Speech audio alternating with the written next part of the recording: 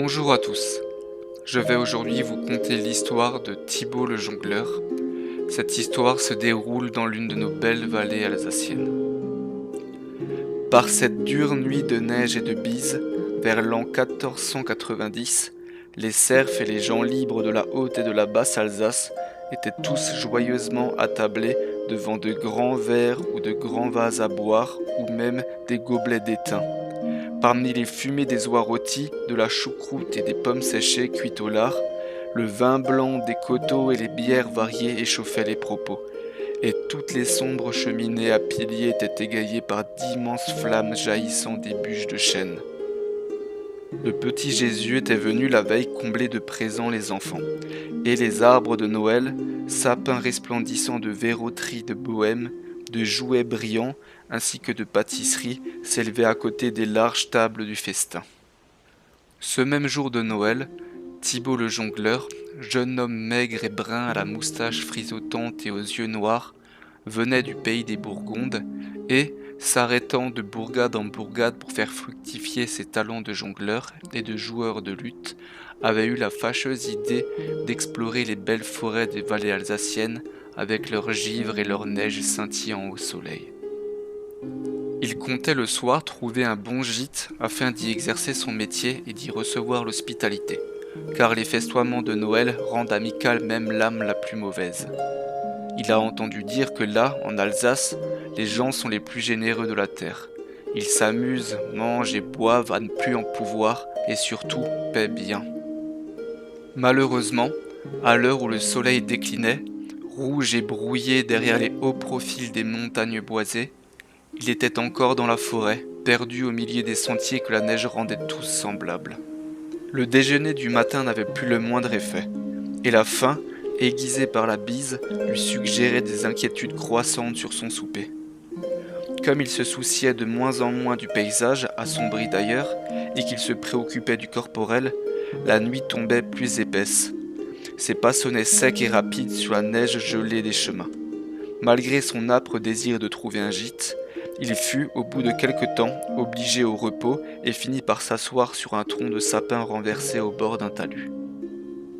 Le silence était grand, et la lune, à moitié voilée par des nuées grises, argentait à peine les troncs des arbres et la neige épaisse. Il commençait à s'abandonner au désespoir, quand une plainte presque humaine se fit ouïr non loin de lui. N'ayant aucune crainte pour sa pauvre personne, il répondit aussitôt, et le bruit plus faible se prolongea au travers d'une haie de buissons. S'approchant sans hésiter, il vit dans un entrecroisement de branches non pas un homme ou un enfant, mais un grand cerf qui se débattait dans des filets tendus par quelques chasseurs de haute lignée. N'écoutant que sa pitié, il se hâta de couper les liens de la bête qui, pressentant en lui un ami véritable avec ce divin instinct des animaux, le remercia par un cri très doux et s'enfuit éperdu de joie dans la forêt. Le bruit trottinant de ses pas légers s'éteignit bientôt. Thibaut se trouva plus triste et plus seul dans ce désert silencieux et blanc, pas le moindre fruit à glaner, l'hiver avait tout emporté. Seul sur les branches noires des arbres s'épanouissait çà et là, avec ses verdures pâles, le gui aux fruits d'argent. Soudain, dans le silence de la nuit, une voix étrange se fit entendre, presque une voix humaine. Elle disait sur un ton monotone « Bonjour mes amis, il fait beau temps, bonjour mes amis ». Thibaut ne vit personne d'abord, mais, s'approchant d'un buisson, il finit par y découvrir une pie, qui semblait fort heureuse et avait sans doute aussi faim que lui.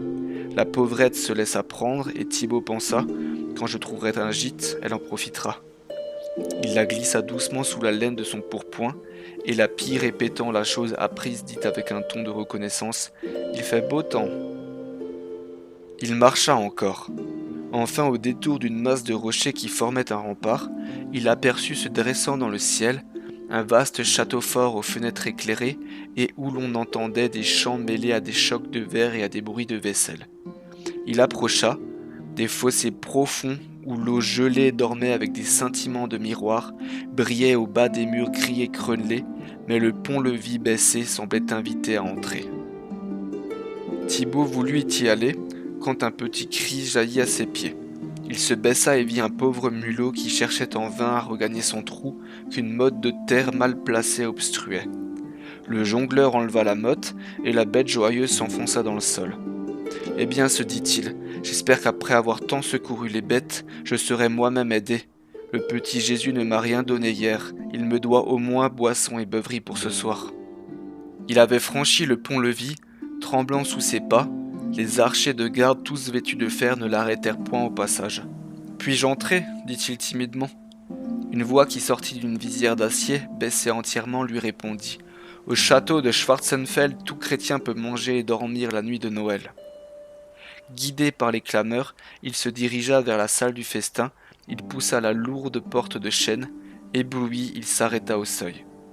Chargé de venaisons fumantes et de flacons de bohème pleins de vin de pourpre et de topaze, ou de bière à la mousse d'or, la table s'étendait bordée de convives et éclairée de flambeaux de cire d'un bout à l'autre de la salle. Les poutres étaient si élevées qu'elles restaient noyées dans la pénombre. « Un jongleur !» dit un des convives. Le mot passa de bouche en bouche et l'on salua l'inconnu par des rugissements de joie. Le baron de Schwarzenfeld, au centre de la table, s'épanouissait avec sa trogne rouge de teuton, béatifié par la bonne chair. Autour de lui, ricanant, buvaient ses amis et ses écuyers. En face du seigneur, pâle et mélancolique, une jeune dame à la figure de Madone semblait être un doux oiseau exilé au milieu de cette festoyante et brutale assemblée. Thibaut, invité à divertir sans retard les convives, se mit en posture pour commencer, mais la pie qui était restée dans son pourpoint en sortit avec un cri. Après avoir picoré quelques miettes de gâteau, elle se percha sur l'épaule de Thibaut et se mit à dire « Bonjour mes amis, il fait beau temps ». La tablée rit avec violence. Aucunement troublée, la pie, à qui Thibaut ne connaissait pas tant de talent, continua « Foin des seigneurs et des méchants, il fait beau temps ». « Eh bien, dit le baron irrité, qu'on mette dehors cette bête. » Et avant que Thibaut eût protesté, des valets prirent la pie, ouvrirent une fenêtre et la jetèrent dehors. « Eh bien, dit le baron à Thibaut ébahi, qu'attends-tu encore ?» Thibaut, apeuré, n'hésita point, et émerveilla sans retard la compagnie par les jongleries des 3 boules de cuivre, des 6 dagues, des grands couteaux à couper le gibier, et encore par celle des torches enflammées. Tous ces hommes farouches applaudissaient son agilité et sa dextérité, ainsi que l'acuité de son coup d'œil. Quand il prit son luth, ce fut une bien autre joie, et ses chansons de tendresse ou de guerre émurent les convives. La dame mystérieuse était devenue très attentive, et même le dernier chant du jongleur lui fut si doux à l'âme qu'elle s'évanouit d'aise. Thibaut lui lança un regard enfiévré, dont les pensées subtiles n'échappèrent pas à la sagace surveillance du baron de Schwarzenfeld. La dame, revenue à elle, demanda que la fête interrompue par sa défaillance continua aussitôt. Le baron s'inclina, mais il ordonna de conduire le jongleur à sa chambre, prétextant que le voyageur devait être très fatigué. Il avait donné à voix basse un ordre à l'un de ses archers. Thibaut se laissa conduire et fut très navré quand, après avoir descendu un escalier humide, il se trouva jeté dans un cachot noir dont les portes grinçantes se refermèrent. Une fenêtre faite de barreaux et sans vitres donnait sur les fossés, et le froid de la nuit lui arrivait cruellement. « Qu'ai-je fait » pensa-t-il. « Est-ce ma faute si cette gente dame a tant laissé fondre son âme au son de ma voix ? Va-t-il falloir périr ici pour une chanson ?» Il resta ainsi une grande heure à songer, puis à pleurer. Les bruits du festin s'apaisèrent lentement, et il allait recommencer à gémir. Quand il aperçut, sur la fenêtre, se découpant en noir dans le ciel clair, sa pauvre pie. « Ne pleure plus, lui dit la bête très doucement. » Thibaut fut presque épouvanté de cette apparition et de cette parole si raisonnable, mais le péril lui rendit son sang-froid, et il répondit à la pie comme à une personne. « Comment sortir d'ici ?» Elle ne dit rien, mais ramassant un petit objet sur le bord de la fenêtre, elle vola jusqu'à lui et lui laissa. C'était une lime. Il comprit aussitôt qu'il fallait scier les barreaux. La pie s'envola dehors et alla becqueter les carreaux de la chambre de la dame. Celle-ci ne dormait pas et fut tout aussi stupéfaite que Thibaut l'avait été quand, sans ouvrir la fenêtre, elle vit l'oiseau et qu'elle l'entendit lui dire d'une voix solennelle « Il faut faire une corde avec vos soies et vous enfuir avec Thibaut. » Cet ordre lui parut si surnaturel qu'elle n'hésita pas à obéir. L'oiseau s'enfuit près de Thibaut, qui avait déjà scié et descellé les barreaux de sa prison. Le captif demanda Puis-je me sauver sans être vu? Tout le monde est-il endormi? Le mulot nous dira cela, répondit la pie. Il court dans le château où serviteurs, seigneurs, chats et chiens doivent sommeiller après la ripaille. Il se glisse sous toutes les portes et va venir tout me conter. Le mulot que j'ai sauvé, demanda Thibaut. Lui-même. Et tu oublies la dame? Ajouta la pie. Celle du souper? Oui, elle va s'enfuir avec toi. Le mulot apparut alors sur la fenêtre, auprès de la pie, et de sa petite voix sifflante susurra. Ils sont tous endormis, c'est le moment. Thibaut ne fit qu'un bond jusqu'à la fenêtre, et doucement se laissa choir sur la terre qui n'était qu'à quelques toises. Au même moment, contre les murailles d'une tourelle voisine, il vit une forme blanche qui glissait lentement comme suspendue en l'air. C'était la dame mystérieuse. Aussitôt atterrie, elle alla à lui et d'une voix fluide lui murmura « Hâtons-nous » Les fossés étaient gelés, ils les traversèrent, mais ensuite que ferait-il? La pie qui les avait suivis dit à Thibaut en lui montrant un petit bac très léger abandonné sur la rive « Tire-le sur le chemin », ce que le jongleur fit.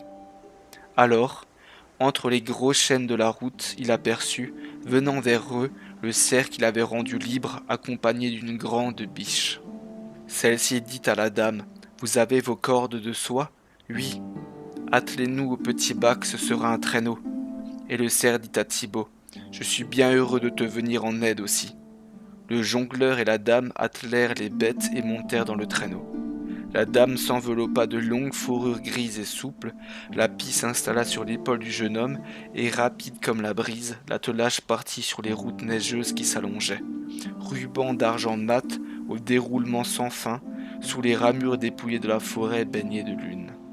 La dame prit la main du jongleur et lui murmura « Je m'appelle Odette, je suis la femme du prince Luitpold qui demeure là-haut bien loin dans la montagne. Le baron Schwarzenfeld m'a fait enlever pendant une chasse, il m'avait laissé 3 jours pour que je me donne à lui de gré ou de force. Cette nuit était la 2e, vous êtes mon sauveur. » Moi aussi, dit la pie. Nous aussi, reprirent les cerfs. Ah, fit le jongleur avec un soupir, vous êtes mariés. Odette demeura muette. Tout glissait autour d'eux comme en rêve. Les clairières fleuries de givre, les cascades gelées, les sapins verts, les chênes sans feuilles et les grands vallons où se devinaient au fond des ravines ténébreuses. « Où allons-nous » demanda Thibaut après un long silence. Odette ne répondit pas. « Au château du prince » reprit la pie. Les cerfs filaient toujours plus vite, et le traîneau glissait sans secousse sur la neige comme un oiseau sur des nuées. Un assoupissement produit par le froid excessif envahit lentement Thibaut et Odette, et ils perdirent conscience du temps et de l'espace.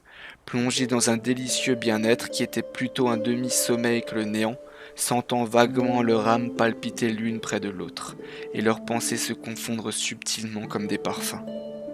Quand ils se réveillèrent, le jour frissonnant blanchissait l'horizon gris, les cerfs et la pie avaient disparu, et les 2 jeunes gens étaient seuls dans leur traîneau sur une colline au pied des tourelles d'un château. « Ah !» s'exclama Odette avec une joie profonde. « Me voici chez mon époux. » Au même moment des trompettes sonnaient, âpres et nombreuses dans le silence matinal. Le pont-levis s'abaissait, et une troupe d'hommes armés sortait du château. Derrière eux, sur un cheval gris, s'avançait un beau chevalier à la blanche armure. « Me voici !» fit Odette, reconnaissant son époux. « Luitpold, me voici !» Et elle se précipita vers lui dans un élan d'amour. D'un bond, Luitpold s'était jeté au bas de son cheval. « Ma bien-aimée !» Et il l'étreignit avec une volupté sans nom. « Je partais en guerre pour te délivrer. »« Voici mon sauveur, dit-elle en montrant Thibaut. »« Mon ami, fit le prince à l'inconnu, en lui tendant les mains gantées de fer. Et il l'entraîna vers le château, où les trompettes de guerre firent vibrer aussitôt une fanfare triomphale. Le jour même, Thibaut, résistant à une hospitalité maintes fois offerte, refusant tout présent, repartait pour le doux pays de France. Quand il fut seul dans la campagne déserte, sous la claire lune d'hiver, il se dit « Je fais bien de partir, car je l'aurais bien trop aimé, et cet amour était impossible. »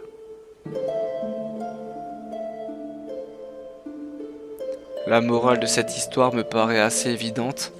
Si vous faites innocemment et de manière désintéressée le bien autour de vous, alors vous en cueillerez un jour les fruits. Mais toutes les bonnes actions ne sont pas forcément récompensées, en tout cas pas de la manière dont on le souhaite. En effet, Thibaut désirait sans doute plus que tout la jeune femme, mais dans sa sagesse, il préféra partir que de souffrir d'un amour impossible. Et voici la fin de ce conte de Thibaut le jongleur. J'espère sincèrement qu'il vous aura plu et que vous vous serez laissé transporter par cette romance hivernale. Merci à tous et à bientôt pour une nouvelle légende alsacienne.